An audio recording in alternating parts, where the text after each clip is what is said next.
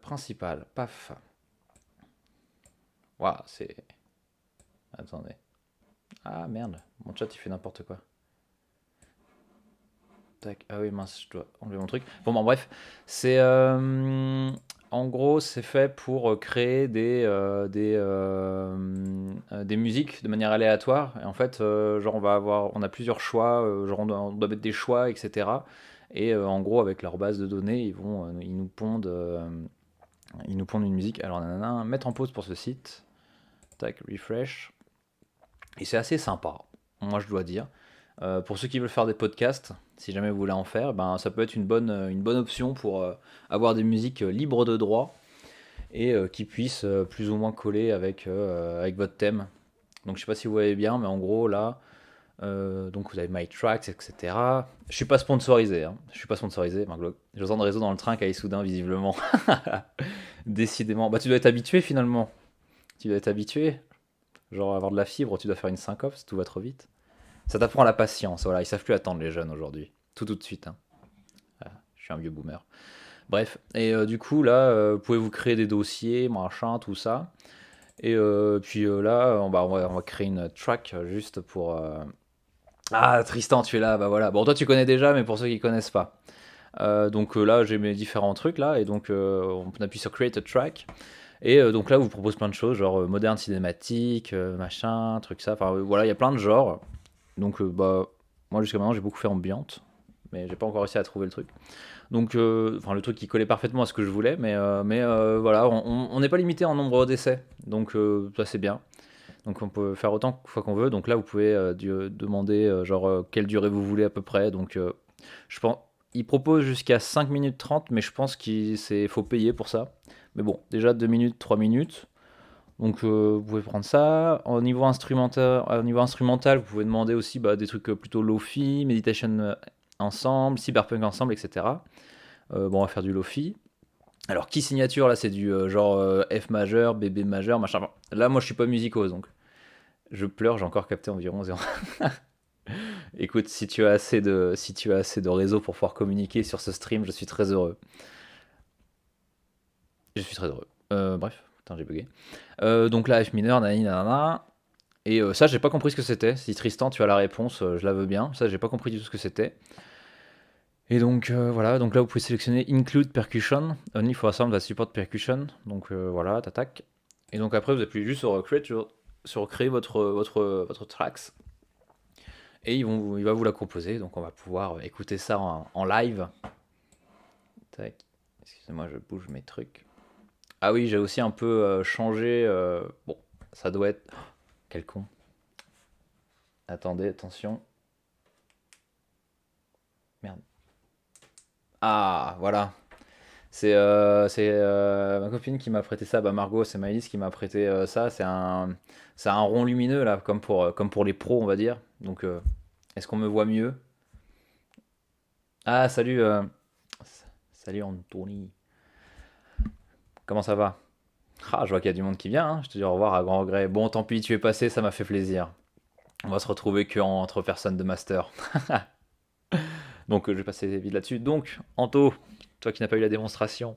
Donc, ouais, bon, bref, là, machin. Et donc là, on va écouter en live ce que ça nous donne. Hop, New Composition. Ambiance Lofi. Bon bref, ça fait pas de la grosse musique comme Tristan disait en musique un peu d'ascenseur, hein, comme il disait à l'oral, mais en tout cas pour les podcasts, moi je trouve ça hyper pratique. Donc l'avantage c'est que c'est gratos, c'est qu'on peut en faire, on peut créer autant de musique qu'on veut. Après du coup forcément des avantages, enfin moi je suis pas musicose, du coup on aura, faut chercher longtemps avant de trouver le truc qui va nous plaire vraiment. Donc voilà, et aussi c'est genre il y a comment on dit déjà, trois téléchargements possibles dans le mois. Donc vous pouvez créer autant que vous voulez. Par contre, si vous voulez télécharger une musique, c'est 3 dans le mois si vous prenez en gratuit. Donc activité. Mais ça a l'avantage d'être gratos, donc on peut toujours se débrouiller. Donc voilà. Je voulais vous montrer aussi un autre truc. Ah, ah oui, je suis emmerdé là. Bon, c'est pas grave, je vous montrerai une prochaine fois. En gros, là, je suis en train de faire un. Je vais poser un rap en live si tu veux. Ah, comment te dire? Yo, yo, la street. Non, non, je suis pas un chanteur, je chante très faux en plus. Je peux prendre une voix un peu plus grave et avoir l'air d'avoir des trucs profonds à dire, mais malheureusement, je chante vraiment comme une casserole et j'ai zéro flow et j'écris très mal aussi les chansons, donc pour avoir essayé. Peut-être qu'un jour vous aurez le droit en live à un de mes écrits, mais bon, ça c'est quand je serai fortement bourré. Donc voilà, oui, je disais du coup pour. Attendez. J'ai eu des conseils d'un quelqu'un qui faisait du live aussi, et du coup apparemment quand juste je chatte.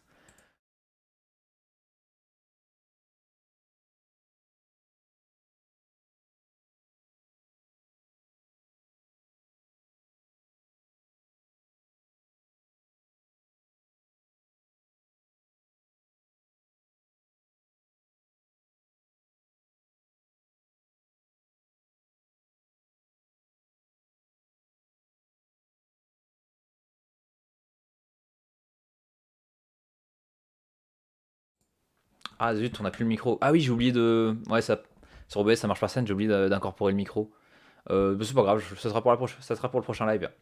Donc je disais, oui, j'ai eu des conseils du coup de quelqu'un qui live, et du coup, on t'entend pas quoi. Merci de me l'avoir mentionné, ça aurait été terrible sinon. Ouais, et du coup, il me conseillait, genre, bon, déjà de mettre le truc en bas à droite, enfin, bon, des petits machins, avoir plus de lumière, fermer les volets, enfin, pour éviter les reflets, etc. Patati patata. Et pourquoi je disais ça? Ouh, il va être chaud ce live. Pourquoi je parlais de ça? Ah oui, et du coup, je disais pour le Instagram, c'était genre faire un peu de mini culture autour de l'information et de la communication. Et du coup, je suis en train de créer un template pour pouvoir du coup me faire voilà, un petit squelette pour pouvoir en faire plein, etc. Et puis, je suis en train de faire le premier, le premier post. Là, je suis en train de bosser dessus. En fait, c'était pour Anthony et pour Tristan, c'était je suis en train de faire sur comment les différentes familles de calcul sur le web. Ce qu'on a vu avec pendant l'autre cours, là, je me souviens plus du nom du cours ni du nom de la prof, malheureusement. Mais tu sais, vous savez, c'est sur genre ce qui calcule la popularité, ce qui calcule l'autorité, etc., etc. Donc voilà, je pensais faire ça. Donc ce qui prend le plus de temps, c'est créer d'abord le template. Et c'est vrai que c'est long et je suis en train de me casser la tête parce que je suis vraiment pas un graphiste. Mais bon, on va essayer de faire un truc propre au moins. Et puis comme ça, au moins, bon, je sais pas, ça va peut-être appâter des gens, je sais pas. Je lance mon gros hameçon pour ramener des gens sur le live. Donc voilà pour le blabla. Donc au programme de ce soir, deux petits articles. Donc l'un sur la reconnaissance faciale en France. Donc voilà, reconnaissance faciale, comment et où est-elle utilisée actuellement en France? Euh, je trouve qu'il va pas assez profondément, enfin, avec Valoche sur le référencement. Exactement, voilà, exactement. Donc moi je trouve il tire pas des grosses conclusions, mais bon, c'est toujours sympa d'avoir un petit aperçu, j'ai appris des trucs. Et sinon aussi, Bercy ordonne le déréférencement de Wish, parce que j'ai trouvé ça, bon, j'étais pas comme un dingue, hein, mais c'est vrai que c'est le genre de truc, c'est assez rare pour être souligné, parce que je crois pas qu'il y ait eu d'autres cas récemment, enfin même dans les 10 ans qui sont... Bon, à part des sites, je veux dire, peut-être terroristes ou ce genre de truc, mais un truc de vente comme ça, c'est la première fois que j'entends parler de ça. Donc c'est. Mais moi je trouve que c'est une bonne nouvelle. Je sais pas ce que vous en pensez. Canva propose des templates Twitch modifiables pas trop mal pour commencer. Ah ouais? Oh mon dieu. C'est fou ce qu'on a. C'est fou ce qu'on a comme ressources aujourd'hui. Bah je vais aller voir ça alors. Des templates Twitch. Mais après c'est. Moi je disais pour Instagram, pas pour Twitch, mais je vais aller voir ça. Si, s'ils ont des trucs. S'ils ont des trucs sympas. Merci, merci pour l'info en tout cas, Anto. Ah salut salut Junior, non. Salut Jeanne, ça va? Bonsoir, bonsoir, tu es la bienvenue. Je n'ai pas encore commencé, j'étais juste en train de blablater. Alors, est-ce qu'il y a du monde dans le chat? Ah, quand même. Un, 2, 3, 4. Vous êtes 4. Incroyable. Il manque une personne pour être vraiment. Pour être vraiment. Junior va super bien, merci. Il manque encore une personne pour passer à la vitesse supérieure. Voilà, les 95%. Tata. Pareil pour Insta. Eh ben c'est parfait. C'est parfait, je vais aller voir ça. Ah, remarque si tu me dis. J'aurais peut-être dû en parler avant en classe alors, parce que franchement, si ça. Genre, j'ai dû passer, je sais pas, 5 ou 6 heures dessus entre hier et aujourd'hui. Mais du coup, pour Wish et pour les autres trucs, et pas les autres trucs semblables. C'est-à-dire, genre que. C'est la première fois. Quoi? Ah, pas pourquoi? Ah, mais du coup, pourquoi Witch et pas les autres trucs semblables? Ah, et ben, on va le découvrir. On va le découvrir. Bah écoute, vu qu'on en parle, on va commencer directement avec celui-là. J'ai pris mes petites notes, voilà, histoire d'avoir des petits trucs à dire. Voilà. Donc c'est sur le site, je suis allé chercher ça sur le, enfin j'ai vu ça sur merde, pas sur Insta, j'ai fourché, sur un, punaise, sur Twitter, punaise, j'ai du mal. Sur Twitter, j'ai vu ça passer sur Twitter et du coup je suis allé sur leur site, c'est le siècle digital. Donc bah, média en ligne hein, qui suit les actualités de la tech et en particulier du numérique. Ça a été écrit par qui? Par Grégoire Lévy, ou Levy, je sais pas, il n'y a pas d'accent, on va dire Lévy. Et publié le 24 novembre, donc c'est tout récent, ça a 2 jours. Donc voilà. Allez, let's go. Bercy ordonne le déréférencement de Wish. Le ministre de l'économie, Bruno Le Maire, a annoncé que le site de e-commerce Wish devra être déréférencé du web français pour cause de concurrence déloyale et suite à une enquête de la DGCCRF. Alors DGCCRF, je crois qu'il donne l'acronyme plus bas. Burp. Donc, le ministre de l'économie, Bruno Le Maire, le secrétaire d'État chargé de la transition numérique, Cédric O, et oui, c'est son vrai nom de famille, Cédric O, genre une seule lettre, ce qui est assez rare pour être souligné finalement, et le ministre délégué chargé des PME, Alain Griset, ont annoncé le déréférencement de Wish des moteurs de recherche en France. Ils ordonnent cela pour cause de concurrence déloyale et après une enquête de la répression des fraudes. Dans un communiqué PDF publié mercredi 24 novembre, les hommes d'État ordonnent aux principaux gestionnaires de moteurs de recherche et magasins d'applications mobiles de déréférencer le site de e-commerce Wish ainsi que son application sur mobile. Cette décision des ministres vise aussi à mettre fin au manquement de Wish quant aux obligations de sécurité des produits qu'il vend. Donc déréférencés parce qu'ils font des manquements de Wish, genre en mode concurrence déloyale, et aussi, il disait aussi des trucs un peu graves, enfin genre des trucs qui étaient pas bons pour enfin qui étaient dangereux pour la santé des consommateurs. Donc Wish sous le coup d'une enquête de la DGCCRF. À l'origine de... Ah voilà, là ils vont donner l'acronyme. À l'origine de cette décision se trouve une enquête ouverte en septembre 2020 par la Direction générale de la concurrence, de la consommation et de la répression des fraudes. Elle portait sur la dangerosité et la sécurité des produits vendus, mais aussi sur les pratiques commerciales de Wish. En tout, 9000 annonces ont été étudiées, 140 produits vendus sur la plateforme ont été analysés et les conclusions ne sont pas en faveur de l'entreprise américaine. L'enquête a permis de révéler la mise en vente d'un grand nombre de... Pardon, putain, faut que j'arrête de jouer avec mon stylo, à chaque fois ça fait du bruit.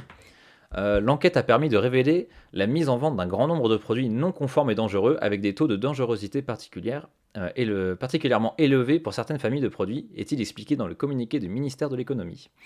Parmi les familles de produits pointés du doigt se trouvent les jouets dont 95% seraient non conformes et 45% dangereux, ainsi que les appareils électriques 95% non conformes dont 90% dangereux et les bijoux fantaisie 62% dangereux.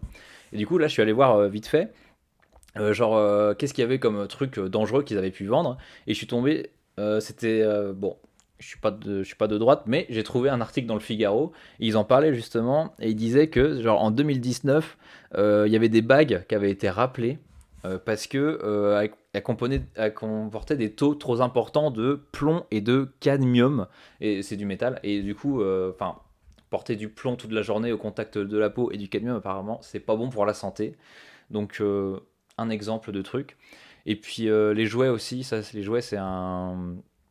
Genre ça, ils font super gaffe parce que il y a de fortes chances que les enfants, enfin vous savez, ils mettent tout dans leur bouche, enfin ils prennent tout ce qui peut passer, des fois ils le foutent dans leur bouche, enfin des trucs comme ça et du coup par exemple, il faut faire super gaffe aux peintures parce qu'il y a beaucoup de peintures industrielles où ça comporte du plomb et ça peut être finalement très dangereux pour les bébés en fait, juste d'avoir du plomb sur le jouet quoi, donc ils peuvent en absorber de beaucoup trop. Sans parler de contrefaçon et des colis qu'on reçoit jamais, etc. Oui, c'est un enfer. Bah ouais, carrément. Oui, justement, les contrefaçons, ça c'était un truc de dingue. Hein, Ah, mince, je crois que j'avais des chiffres, ça m'est sorti de la tête.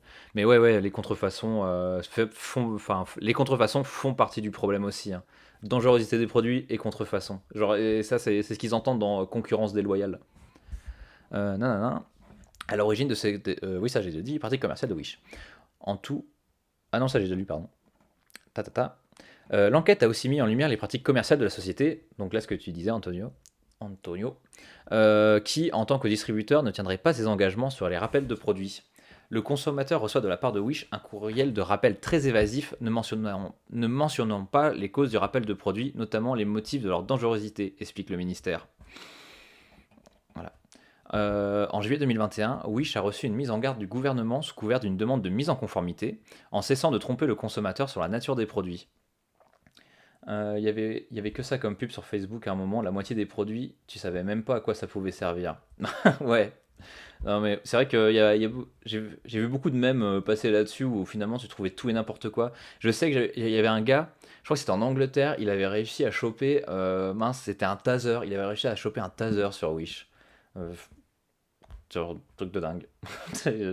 Et je crois que du coup, il a été interpellé pour ça, ou je sais pas quoi. Enfin, bon, bref, la justice est venue lui dire que ça allait pas du tout, qu'il n'avait pas le droit de l'avoir. Voilà. En juillet 2021, donc, oui, nanana, un délai de 2 mois lui a alors été accordé, mais la société a décidé d'ignorer les relances de l'administration. Cette injonction n'aurait pas été respectée, entraînant l'application du code de la consommation qui permet, dans les cas les plus graves, d'ordonner aux fournisseurs d'accès Internet et aux plateformes le déréférencement d'un site. Un déréférencement qui s'appliquera tant que cet opérateur ne sera pas mis en conformité afin de protéger au mieux les consommateurs. Et donc là, c'est clairement Wish dans la sauce, enfin, en France en tout cas, parce que vraiment, bah, je pense que tout le monde doit connaître à peu près le chiffre ici, mais c'est genre, si tu es référencé de Google, comme il y a 9 requêtes sur 10 qui sont faites sur le web, qui sont faites à travers Google, si tu n'existes pas sur Google, en fait, tu n'existes plus. Je suis sûr que tu pourrais trouver des cubes radioactifs sur Wish. Ouais, je suis sûr. Ouais. Ah, et ça serait marrant si Rick et Morty, comme chaque fois, Rick il achète plein de trucs complètement chelous et des trucs radioactifs aussi. Ça serait marrant qu'il fasse un épisode genre un peu parodique de Wish. Moi, ça me ferait marrer en tout cas. Genre des guns et tout. Ta, ta, ta. Donc ouais, donc si là c'est vrai coup dur parce que s'ils se font déréférencer, enfin il y a enfin juste le site n'existe plus et plus personne en France ne peut consommer. Alors bon, j'ai pas les chiffres de leur chiffre de vente en France, mais bon, je pense que ça fait toujours chier quand même, hein. Donc le déréférencement, une mesure forte et inédite. Et à qui le dis-tu? Ils sont sur le coup, t'inquiète. Ouais. Non, mais s'ils font ça, c'est parce que j'aurais donné l'idée et du coup il me faudra des droits d'auteur. Donc une mesure forte et inédite. Et ça, tu m'étonnes. Enfin, moi je trouve ça. C'est vrai que je trouve que c'est une vraie mesure, quoi. Genre vraiment, je pensais pas que ça pouvait arriver, tu vois. Comme quoi, des fois, les services de l'État font bien leur taf, hein, j'ai envie de dire. Donc, le déréférencement du site est une mesure forte avec des conséquences qui le sont tout autant. Concrètement, les consommateurs français ne pourront plus être dirigés vers le site de e-commerce aux 100 millions d'utilisateurs, puisque lors de leur recherche d'un produit, aucune offre présente sur le site ne leur sera proposée. Toutefois, la plateforme reste accessible en tapant directement son adresse dans la barre de recherche. Donc là, ce que je me demande, c'est comment ça va faire. Genre, est-ce que vous comprenez comme moi, genre Clément B conseiller pour Bercy? Ah, peut-être que j'ai. Qu'est-ce que je fais dans ce master? Qu'est-ce que je fais dans ce master? Franchement, je pourrais me mettre à mon compte et faire genre conseiller gouvernemental ou ce genre de truc et je serais payé super cher à donner des super conseils. Donc je disais quoi? Non, non, non, non, non. Toutefois, ah oui, voilà. Genre là, je vois mal comment ça peut concrètement se faire. Genre, on va toujours pouvoir aller chercher Wish, mais est-ce que ça sera genre, il y aura, d'après ce que je lis, est-ce qu'il y aura plus rien du tout sur le site? Genre, ça sera une sorte de page vide, ou c'est juste, je fais la recherche, je peux commander, mais il n'y a plus aucun produit qui ne sera proposé en dehors de Wish. Genre en mode, du coup, comme tu disais, JR sur Facebook ou YouTube ou que sais-je encore. Donc voilà. Bruno Le Maire a déclaré laisser quelques semaines à Wish pour se mettre en conformité. Si tel n'est pas le cas, le gouvernement envisage de bannir le site du web français. Il s'agit une décision unique en Europe. Boum.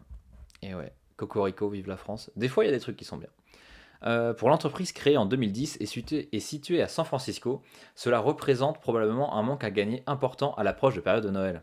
Et ouais. Ah, on va pouvoir parler de Black Friday aussi. Euh, un manque à gagner important à l'approche de la période de Noël. D'autant plus qu'elle risque une amende pouvant atteindre 10% de son chiffre d'affaires. Et donc, 10%, quand on gagne 100 euros, ça fait que 10 balles à lâcher. vu les chiffres qu'ils doivent faire, eux, ça doit être un truc plus de promotion d'articles autre que sur le site d'origine. Donc, ouais. Et donc, ça, déjà, je pense que ça fait chuter drastiquement le nombre de commandes qu'il peut faire en France, hein. Ou alors, les usagers, comme ils sont malins, et ceux qui adorent Wish, iront quand même. Mais on peut s'attendre à ce que les gens qui sont pas des aficionados ou quoi, n'y aillent plus. Donc, nana, pour l'entreprise créée en 2010 et suite à San Francisco, voilà, 10% de son chiffre d'affaires. Enfin, selon le Parisien, les autorités françaises ont lancé une procédure judiciaire en cours d'instruction depuis près d'un an pour pratiques commerciales trompeuses. Pour le ministre de l'économie, cette décision, prise en pleine période de Black Friday et à l'approche des fêtes de fin d'année, illustre l'action du gouvernement pour protéger les consommateurs et lutter efficacement contre une concurrence déloyale d'opérateurs économiques. Eh ben, ça aurait été vite. Là, c'était vraiment de l'information, hein. Enfin, genre de l'information, vite. Parce que finalement, il n'y a encore rien de fait. Genre, là c'est une menace, là, c'est un gros coup de pression, mais il n'y a encore rien de fait. Et je me demande comment ils. Parce que je me demande comment ils font. Genre, parce que Google France, enfin, ça reste Google. Et du coup, est-ce que l'État français peut interdire comme ça, parce qu'avec sa loi, avec la loi française, peut interdire le référencement de Wish. Parce que vu que Google c'est américain, normalement ça répond de la loi américaine. Donc, question. Mais bon, déjà, c'est bien, hein. Moi je trouve déjà c'est bien. Ah oui, et le truc que je me disais quand j'ai fini l'article, c'était finalement. Là, ils ont pas parlé des influenceurs. Parce que je me dis, il y en a plein qui vont se retrouver dans la merde parce qu'ils vendent des produits, enfin, ils font la promotion de Wish. Et si t'es français et que du coup, peut-être que t'auras plus le droit, avec ce genre de truc, peut-être que t'auras plus le droit de faire de la vente, quoi. Mais un peu facile de s'attaquer à Wish, mais de laisser AliExpress, Alibaba vendre tout et n'importe quoi. Ah. Est-ce que Alibaba c'est tant que ça utilisé en France? Parce que moi perso, j'y suis jamais allé sur leur site. Je sais pas, t'as déjà été ou pas, Antonio? Parce que moi perso, j'y suis jamais allé. Et mais c'est vrai en termes de. Si on regarde genre le pays qui est derrière, c'est vrai que c'est aussi un poids lourd, la Chine, finalement. Et qu'eux aussi, ils en ont un peu rien à foutre du droit des consommateurs, finalement. Bon. Et oui, donc je disais, finalement, quand tu es influenceur, si ça se trouve, tu n'auras plus le droit de vendre. Et du coup, bah, je connais pas d'influenceurs, mais imaginons que ce soit la majorité de leurs revenus, le sponsoring de Wish. Enfin, si ça se trouve, les influenceurs français vont perdre énormément de thunes. Donc, ouais, ça marche de fou en France, ils l'ont. Ah ouais? Putain, je savais pas. Ah, c'est parce que je suis un boomer, ça doit être pour ça. Bah, j'irai faire un tour, comme ça je leur donnerai de mes données à eux aussi, il n'y a pas de raison. Il n'y a pas de raison. Ouais, et du coup, j'avais été voir vite fait, genre oui, et c'était un article du Figaro, et justement, il disait que, genre Wish, enfin, les influenceurs qui sont sponsorisés que leur contenu est sponsorisé par Wish, c'est principalement genre des micro-influenceurs ou des nano-influenceurs. Et alors là, moi je connaissais pas cette typologie-là. Mais en gros, quand tu es micro-influenceur, c'est que tu as entre 10 000 et 100 000 abonnés sur médias sociaux. Et nano-influenceur, c'est entre 1000 et 5000. Donc voilà. Donc, je pense que ça doit concerner. Est-ce que ça concerne beaucoup de monde? J'imagine. Donc voilà, maintenant vous savez que des micro-influenceurs c'est entre 10 000 et 100 000 et nano-influenceurs entre 5000 et 1000. Non, attendez, entre 1000 et 5000.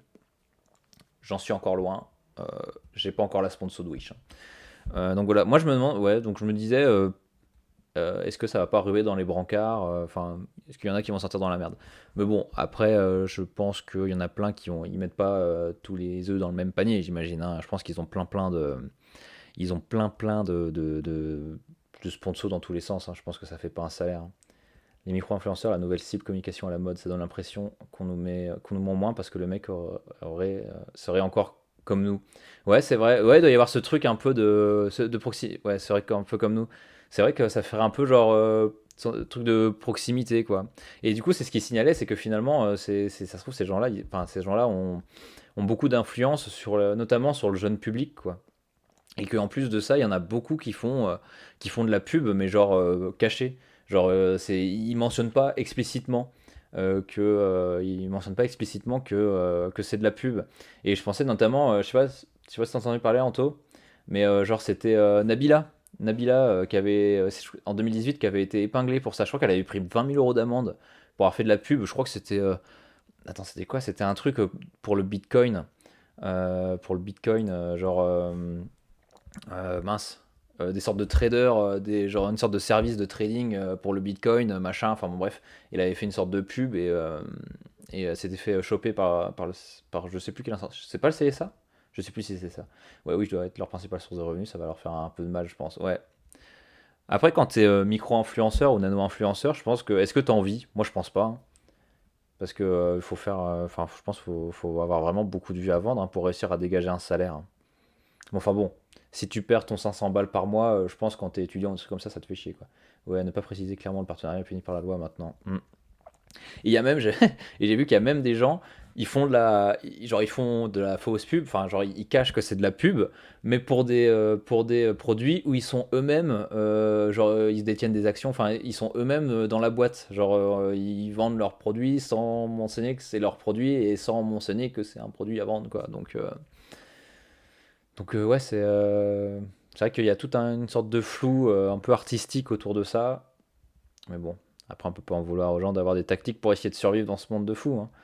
Non, t'en vis pas, mais ça te permet d'investir un peu dans la création de contenu. C'est vrai, c'est vrai. Ah. Bon, en tout cas, moi j'espère qu'un jour j'aurai des sponsoring, n'est-ce pas? De Wish, parce que j'adore Wish. J'ai toujours dit que j'étais un grand fan. Ou alors pour un, je ne sais, quelconque produit que j'aurais moi-même inventé, mais que je dirais pas que c'est de moi. Bref, voilà. Ah oui, sinon, Black Friday, vous boycottez ou pas? Parce que moi, dès aujourd'hui, c'était mort. Ouais, je prends un coup de flotte. J'avoue, j'ai craqué direct. J'ai vu que c'était Black Friday que ça va commencer. Et du coup, j'avoue, j'ai été faible. J'ai été sur Steam. Et j'avoue, j'ai été faible. J'ai vu. On y croit, Clément. Merci, Anto. Merci, Anto. N'hésite pas à me donner tout ton fric. Je suis preneur. Du coup, je suis allé voir quoi? Je suis allé voir Medieval 2 Total War, jeu de stratégie, enfin bon bref, un truc que je regardais des youtubeurs y jouer quand j'avais 12-13 piges et que j'aurais trop aimé pouvoir y jouer. Je l'ai vu à 5 balles, j'avoue, j'ai craqué. Donc voilà, je n'ai pas boycotté. Donc je sais pas pour vous. Oh, dis donc, il y a du monde. Un, 2, 3, 4, 5, 6, 7, 7 et en plus des gens qui sont jamais venus, je crois. Donc bonjour à vous. Je sais pas, est-ce qu'il y a eu des follow, des trucs comme ça? Parce que j'ai pas vu passer. Et comme mon setup est pas hyper opti, je vois jamais. Je boycotte le Black Friday exclusivement pour raisons économiques. Ah bah oui, ouah, quelle grandeur d'âme. Mais t'as eu raison de te faire plaisir. Pas de Black Friday pour moi. Ah ouais, c'est bien JR, c'est bien. Hmm. Ah, c'est vrai que j'ai un peu honte quand même, hein. Mais bon. En plus, genre pour pouvoir enregistrer. en- Sur mon ordi, là, j'ai quasiment plus de mémoire. Du coup, j'ai dû virer le jeu pour pouvoir être sûr de pouvoir enregistrer le stream ce soir, quoi. Oui, j'ai pas oublié. Parce que la semaine dernière, j'ai oublié de l'enregistrer. Du coup, j'ai pas pu le mettre sur YouTube. Enfin bon, bref. Donc voilà. Bon, bah voilà pour le premier article. 36 minutes. Bon, bah, ça va. Ouais, ça va. Si ça se trouve, ça va être méga court ce soir, à peine une heure. Dinguerie compliqué de faire 100 quand tu travailles dans le commerce. J'avais fait mon chiffre à partir de midi. Ah ouais, les gens sont rapides et se jettent sur la moindre promo. Dinguerie compliqué de faire 100 quand tu travailles dans le commerce. Genre, tu travailles dans le commerce, qu'est-ce que tu fais? Si c'est pas indiscret, hein. Y a pas de jugement, c'est intéressant. Bah, du coup.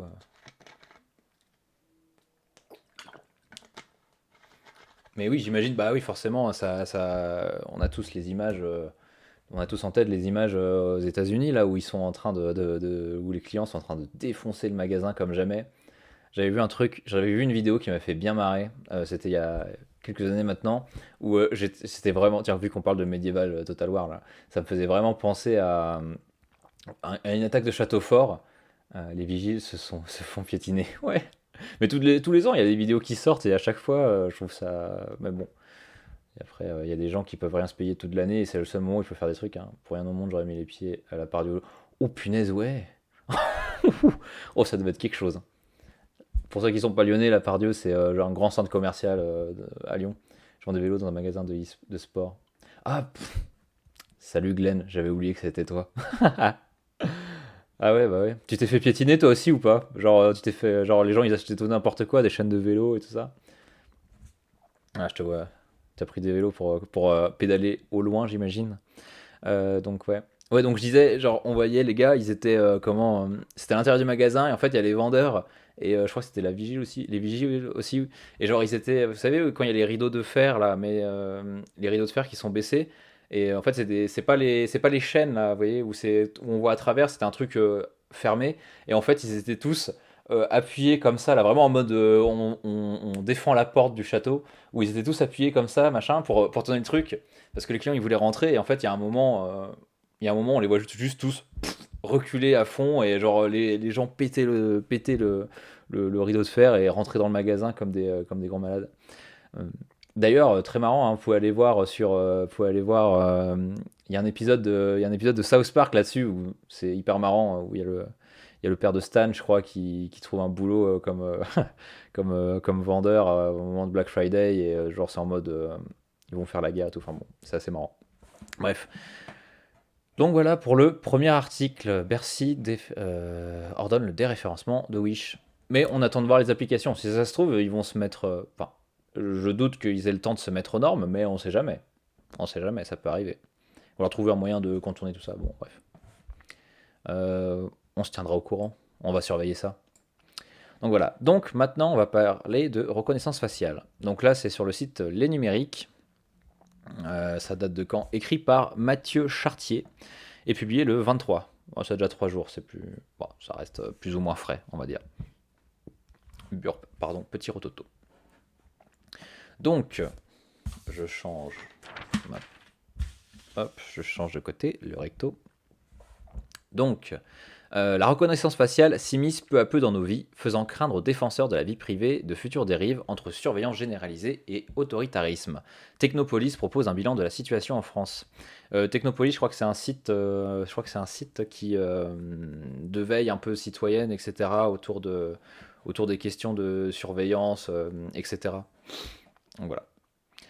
Technopolis, qui présente un manifeste pour résister à la surveillance totale de nos villes et de nos vies, signé par des organismes tels que la Ligue des droits de l'homme, la Quadrature du Net, Framasoft, Attaque ou encore le Syndicat des avocats de France, vient de publier un état des lieux de la reconnaissance faciale dans notre pays en 2021. Alors, je ne sais pas si vous connaissez tous les trucs. Moi, je conseille. Enfin, je les conseille tous, mais moi, j'avais déjà été voir la quadrature du net, où c'est assez intéressant en fait, parce qu'ils sont vraiment OP là-dessus et ils postent régulièrement tout ce qu'ils font. C'est vrai qu'il y a du vocabulaire un peu technique au niveau juridique, mais ça permet de voir, de se tenir informé où est-ce que ça en est sur certaines questions liées au numérique, en fait, genre protection de données, etc. Et je crois qu'ils bossent du côté de la. Zut, comment on appelle ça déjà? Au niveau de l'Europe, quoi. En France et au niveau de l'Europe. Et régulièrement, ils publient, etc. Donc, je conseille si jamais vous voulez vous tenir informé sur ces questions-là. J'ai du mal à parler ce soir, je sais pas pourquoi. Je vais peut-être faire un AVC. Vous aurez ça en live. L'idée étant de voir si, comme on l'entend souvent, la reconnaissance faciale n'est pas encore vraiment déployée en France, bien que le secrétaire d'État au numérique juge. Donc, secrétaire d'État au numérique, c'était pas Cédric O. Non, Cédric O, c'est le ministre. Donc, je sais pas qui c'est. Bien que le secrétaire d'État au numérique juge son installation nécessaire. Estimant qu'il n'y a pas de place à une reconnaissance faciale éthique et qualifiant la surveillance biométrique de masse d'outil de contrôle autoritaire dans l'espace public, Technopolis s'est évertué à lister où et quand la reconnaissance faciale est mise en place. On clippera ton AVC, t'inquiète pas. Merci. Tu connaissais pas? Super intéressant. Bah ouais, je te conseille. En plus, c'est vrai qu'il y a la couverture de l'air, il y a un peu un vocabulaire qui peut être un peu technique, mais en vrai, moi je trouve ça assez abordable quand même. Il faut quand même l'effort d'écrire simplement. On n'est pas sur de l'article niveau Julia Bonacorsi, quoi. C'est un peu plus simple. Donc, des contrôles biométriques. Donc là, on va savoir où est-ce que, la reconnaissance faciale, dans quel cadre et où et aussi dans quelle, comment dire, dans quelle largeur, quoi. Genre à quel point c'est ancré en France. Donc, des contrôles biométriques de plus en plus fréquents.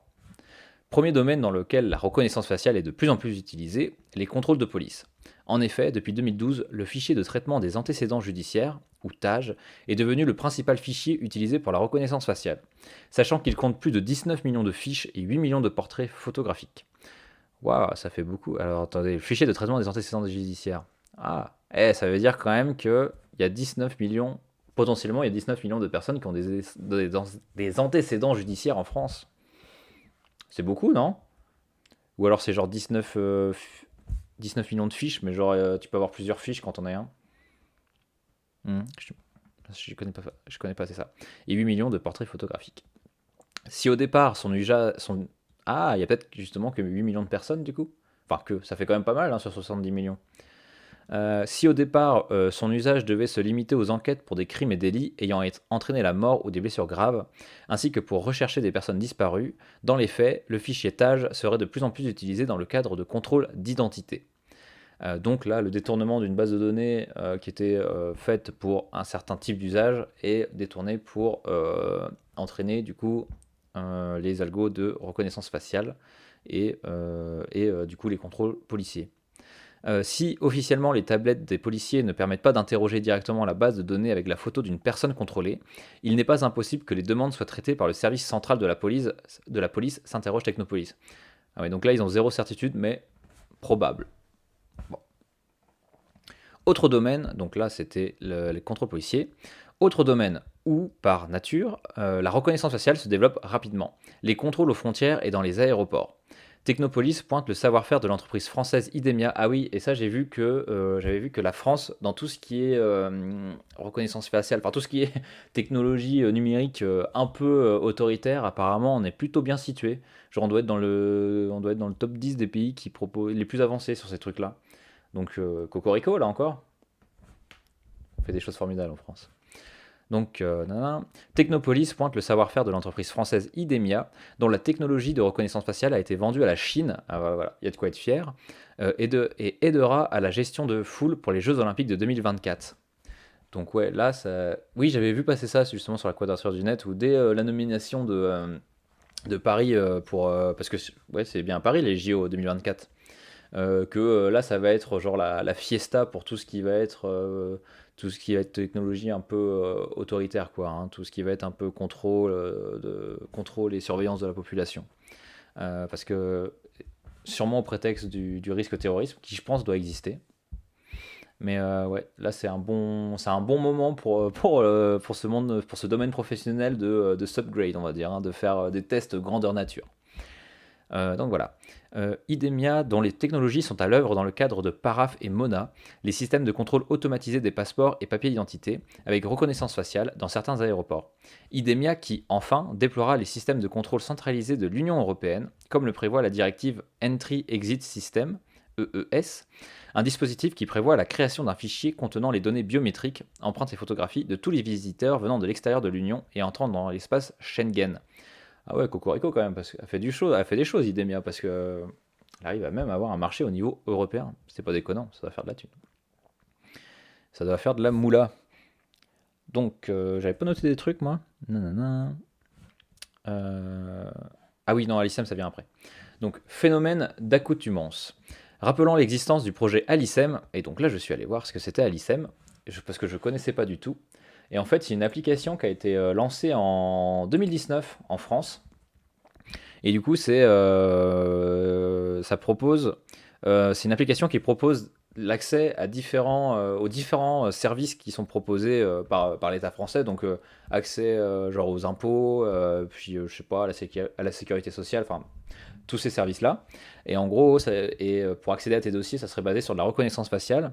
Et donc, il faut, du coup, pour ce faire, créer un compte, parce que c'est assez contraignant quand même. Ça, je sais pas si ça m'a l'air assez sécure quand même, parce que ça a l'air, c'est très contraignant, parce que il faut du coup se créer un compte. Il faut absolument avoir un Android, parce que apparemment l'appli ne marche pas sur Apple, pour les iPhones.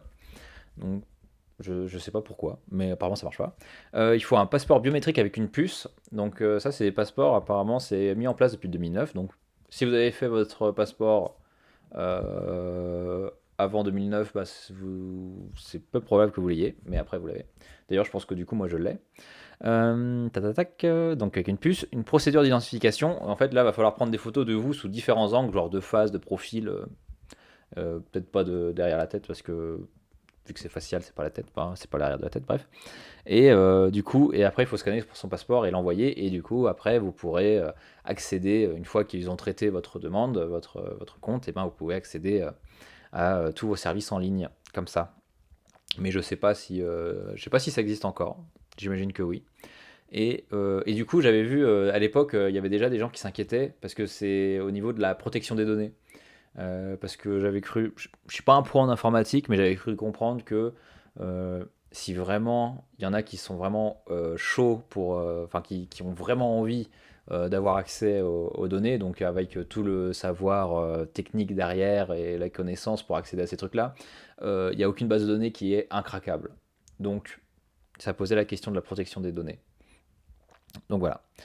Voilà, donc à l'ISM, dont personne ne semble plus parler, Technopolis estime qu'il est important de rester vigilant quant à l'utilisation qui pourrait être faite de la reconnaissance faciale pour prouver son identité numérique sur Internet. D'autant que la reconnaissance faciale pourrait s'inviter dans les débats entourant la future carte d'identité numérique. Ah ouais? Ah, je suis passé à côté, je suis pas allé voir. Enfin, plus globalement, Technopolis rappelle, comme l'a déjà fait la CNIL, qu'il existe un véritable risque d'accoutumance de la population au dispositif de contrôle automatique de l'identité et à la surveillance généralisée par caméra couplée à des dispositifs de reconnaissance faciale. Et là, je me disais aussi que accoutumance, je sais pas si c'est bien le mot adapté, accoutumance, parce que, enfin, est-ce qu'il se rend compte qu'il est reconnu, genre qu'il y a une reconnaissance faciale sur une caméra, je sais pas, dans la rue ou dans un aéroport ou un truc comme ça. Genre, je pense que l'accoutumance c'est d'autant plus forte finalement que bah, on le voit pas en fait. Genre, par exemple, les cookies. Tiens, ça, c'est un bon exemple d'accoutumance, ça. Qui refuse systématiquement aujourd'hui les cookies? Parce que moi, ça m'arrive encore régulièrement. Parce que maintenant, on a la possibilité, je sais pas si vous avez remarqué ça, mais je fais confiance à votre sagacité et à votre sens de l'observation, que sur les sites où on visite, on a le droit de refuser, de refuser les cookies et d'être quand même sur le site. Parce que je sais que fut un temps, quand je cliquais sur refuser les cookies, bah, je me faisais dégager en dehors du site et je pouvais pas y accéder. Mais maintenant, c'est possible de rester dessus. Donc, je crois que c'est avec. Je sais plus comment elle s'appelle la loi là, qui est passée. On est quand même déjà très accoutumé avec la face, etc. Ouais, mais effectivement, le fait de ne pas savoir exactement quand la reconnaissance faciale peut poser problème. Bah oui. Ouais, parce que vraiment, enfin, moi je sais pas, tu vois. Et puis après, on se sent peut-être un peu démuni. Où est-ce qu'il faut aller gueuler, quoi. Et donc voilà. C'est vrai que oui, moi aussi je refuse parfois et je peux accéder au site, oui. Ouais, parce que ça c'était. Ah merde, comment ça s'appelait déjà? Tu sais, ils ont passé au niveau européen où ils ont passé une loi et en gros c'est pour protection des données, etc. Et du coup maintenant, maintenant les sites sont obligés de proposer, de refuser les cookies. Et c'est vrai que moi-même, maintenant que je le sais, même moi je fais par accoutumance, sans y penser, des fois sur certains sites, bah, je fais accepter tous les cookies quoi. Et parce que en plus c'est des. Pardon, tiens, faut que j'arrête de jouer avec ça. En plus, c'est des petits vicieux parce que on a été genre accoutumé pour reprendre encore le terme. Vous savez là, genre nanana, les cookies, tatati tata. Oui, j'accepte. Attends, c'est quoi accepter tous les cookies ou accepter le minimum, je sais pas quoi. Et en fait, genre refuser tous les cookies, c'est genre juste au-dessus. Et visuellement, comme on n'a pas l'habitude, ben c'est pas le premier truc qu'on voit quoi. Donc on peut être vite tenté de cliquer vite fait sur oui, j'accepte et comme à l'ancienne et de voilà d'accepter les cookies quoi. Et donc voilà, c'est vrai que l'accoutumance c'est enfin moi je trouve très forte et j'ai encore aujourd'hui je clique des fois sans m'en rendre compte et en me rendant compte juste après que putain je pouvais refuser quoi. Donc bref. Donc voilà, mince, j'étais où moi? Tatati tatata. Oh, je suis perdu. De plus, qu'il existe un véritable risque d'accoutumance de la population au dispositif de contrôle automatique de l'identité et à la surveillance généralisée, tatati tatata. De plus, aux initiatives locales ou temporaires, c'est quel film quand ton visage est partiellement caché, tu peux être arrêté ou tu n'as plus accès au gars, etc. J'arrive pas à remettre un nom dessus. J'ai pas la ref. C'est peut-être dans Black Mirror, ou c'est peut-être en Chine, qui sait, avec leur système de social là. Mince, comment ils appellent ça déjà? Alors, où ils ont tous une batterie de reconnaissance faciale, et puis vous avez un score social, et etc. Et qu'en fonction de votre score, vous pouvez pas accéder à certains trucs, ou je sais pas quoi. Ouais, non, je vois pas, j'ai pas le film.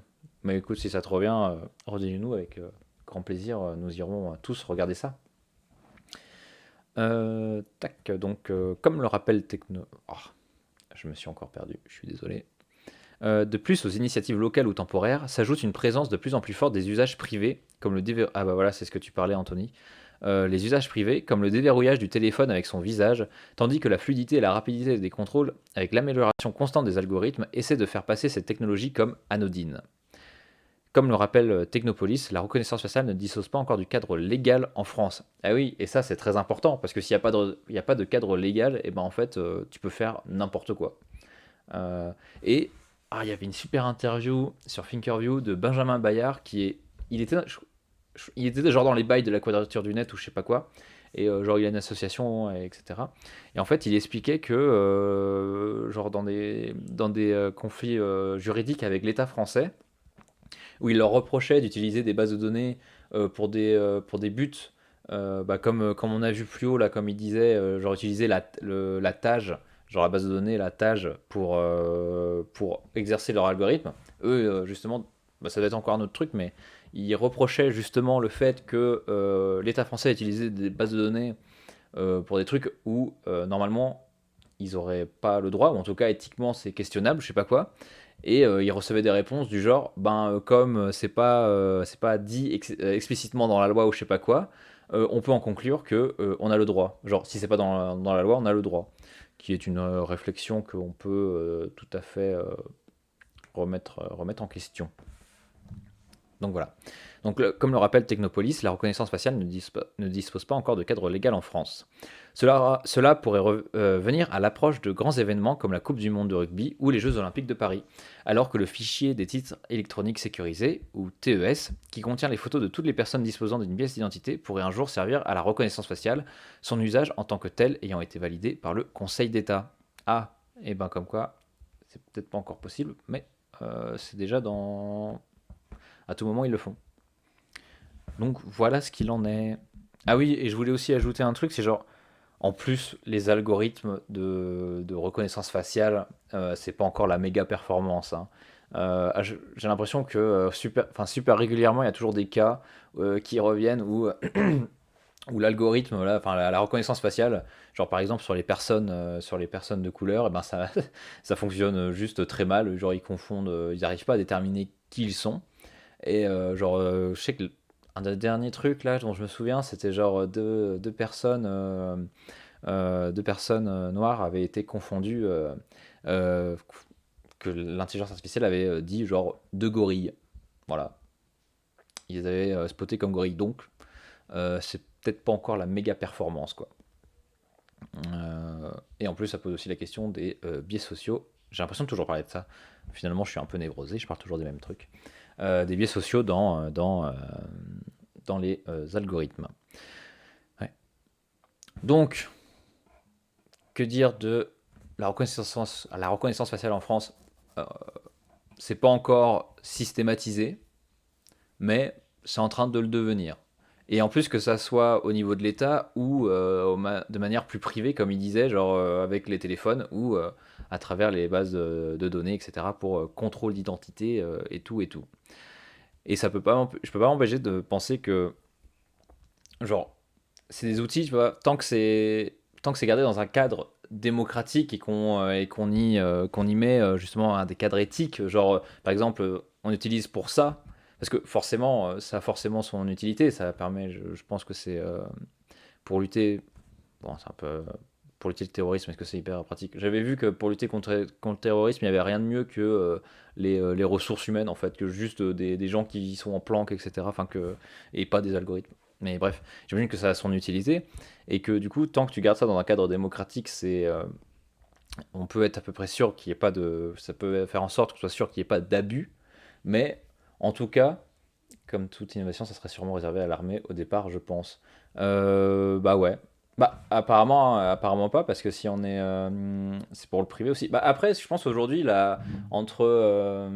parce que l'armée c'est l'État, mais il y a une sorte de de lien entre l'État et le privé, en fait. Donc, je pense, pour le privé, ça s'applique aussi, hein, avec les téléphones portables, à la reconnaissance faciale pour débloquer ton portable. Mince, je disais quoi? Oui, donc je disais, donc tant que c'est dans un cadre démocratique et que c'est encadré, machin, ça va. Mais je peux pas m'empêcher de dire que là, de me dire que là, on est en train de, le jour où on est, ah, tiens, élection 2022, le jour où on est vraiment dans un, où il peut y avoir une bascule vers un régime un peu autoritaire. Allez, n'ayons pas peur des mots, disons fascisme, etc. Je peux pas m'empêcher de dire que finalement, les gens-là sont en train de leur faire une sorte de voie d'or pour fliquer absolument toute la population de manière hyper efficace. Et je me demande, est-ce qu'ils en ont conscience? Parce que, genre, parce que un des grands arguments, c'est genre, par exemple, lutter contre le terrorisme. Et la question, c'est de savoir, est-ce que c'est vraiment utile pour lutter contre le terrorisme? Parce que, par exemple, les attentats de 2000, c'était en 2015 qu'il y avait eu sur la promenade des Anglais à Nice. Je sais plus. Je crois que c'était en 2015. Bon, bref. En tout cas, quand il y a eu les attentats de 2015 à Nice, et ben, faut savoir un truc, c'est que finalement, Nice est une des villes, là où je crois que c'est encore Estrosi qui est, c'est une des villes les plus sécurisées, enfin les plus sécurisées numériquement en France. Oui, mais le téléphone, c'est purement dans une idée de faciliter les choses et de renforcer la sécurité du téléphone. On est encore loin des amendes, des recherches ou des pissages des criminels, mais ce qui est techniquement sera en point en France, pas sûr. Ouais, c'est clair. Ouais, parce que, comme je disais, c'est pas, il y a encore plein de trucs, enfin, c'est pas performant à chaque fois. Mais après, le truc, c'est que les algorithmes, comme tu es obligé de les entraîner, il y a un moment, il faut le mettre en place pour pouvoir les entraîner. Donc, oula, pardon. Donc, même si c'est pas genre pertinent directement, je pense que tu vois, ils voient ça peut-être à 5 ans, à 10 ans, à 20 ans, où ils finiront par devenir très efficaces. Et est-ce que ça sera souhaitable? Ouais. Mais c'est sûr que les entreprises privées, je pense pas qu'elles aient autant de pouvoir qu'un État pour réprimer des minorités, par exemple. Je pense, ouais, je pense que pour un État, c'est bien plus problématique, hein, d'avoir autant de pouvoir. Enfin, d'avoir ce genre d'outils, en tout cas. Ouais, je disais quoi? Ouais, donc à Nice, une des villes avec le plus de caméras possible. Et d'ailleurs, je crois que c'est là-bas, il y avait eu il y avait un super documentaire d'Arte. Je crois que c'est 7 milliards de suspects. Je crois que je l'ai téléchargé. Justement, ils commençaient là-dessus, quoi, sur les attentats de Nice, et ils expliquaient, ben finalement, ils avaient plein de caméras pour essayer de détecter les terroristes ou je sais pas quoi.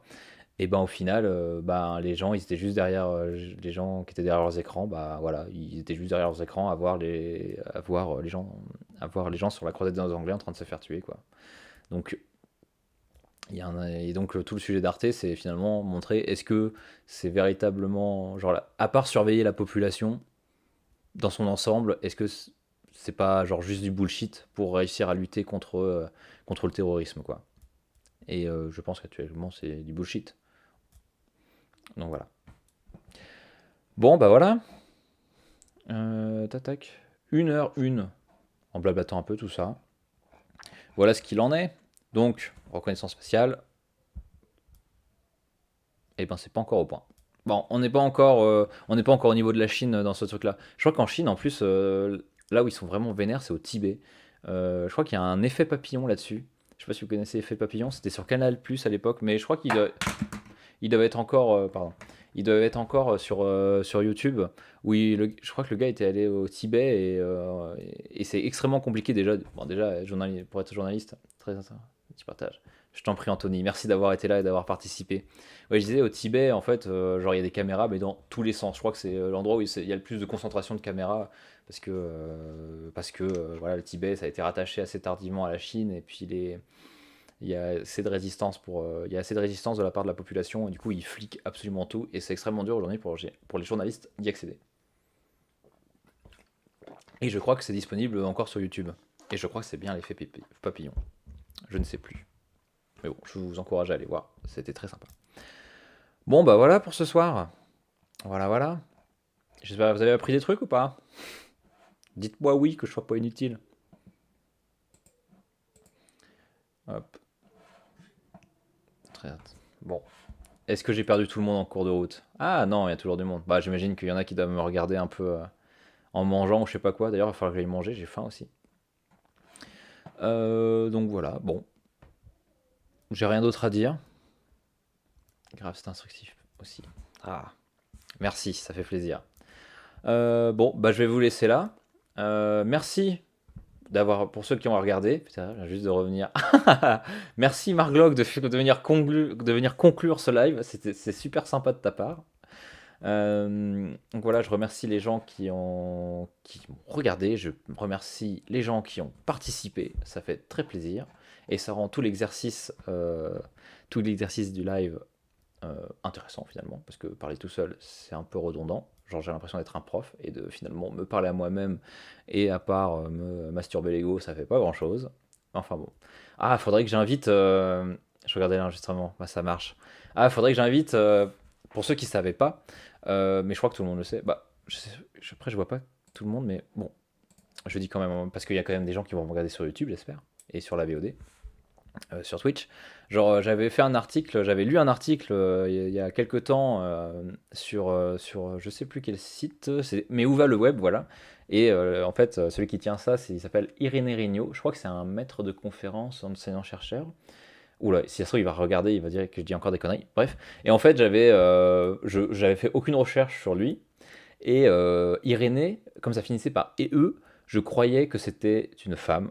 Et du coup, j'ai dit que c'était une femme. Et Vlatipa, que sur Twitter, l'autre soir, je reçois un message comme quoi qui dit sympa d'avoir commenté mon article, mais pour la prochaine fois, en fait, je suis un homme, donc voilà.